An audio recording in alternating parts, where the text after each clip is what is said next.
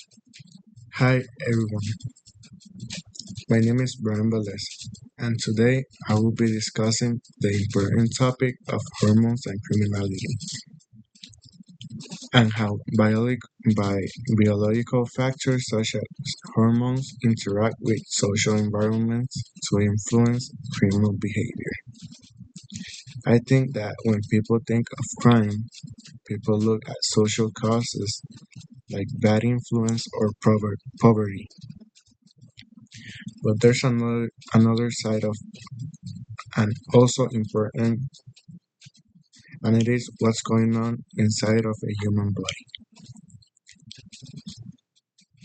How hormones can affect men more than women, and how they can influence on actions, as well as aggressive or criminal behavior. Hormones are a force to be dealt with, according to shaping human behavior, and they exert a certain influence on a person's inclination toward criminal activity.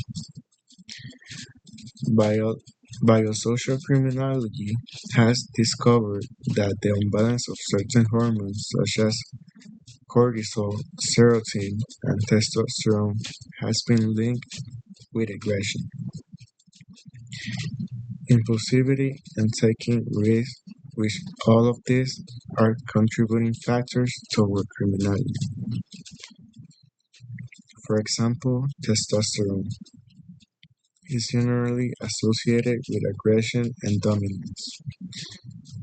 Testosterone has been found to be associated with increased violence and aggressive behavior in high testosterone individuals, particular, particularly men.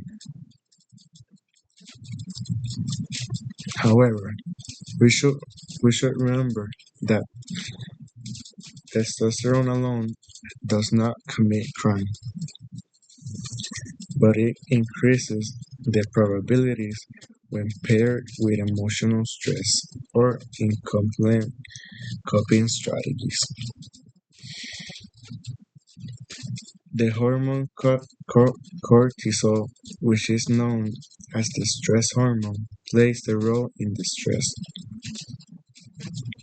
Individuals with low levels of cortisol are less afraid during threatening or perilous situations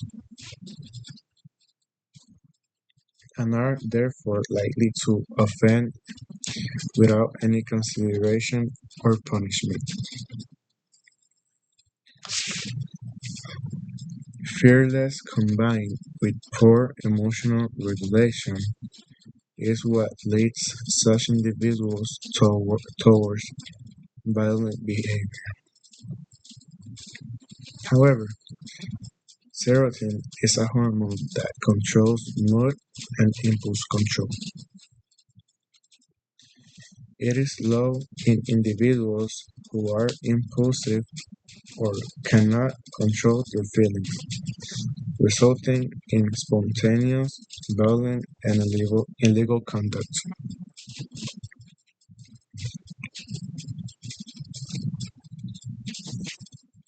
Hormones in themselves do not cause crime, but rather mix with life experience, mental status, and environment to construct the behavior of the person.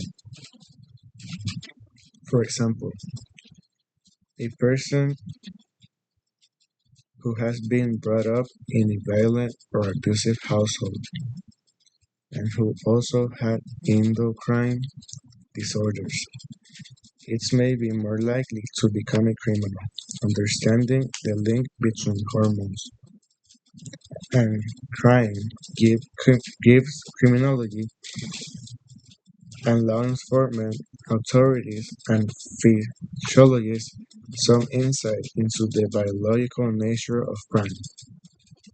It also makes it a priority to consider nature and nurture when trying to prevent crime or treat criminals.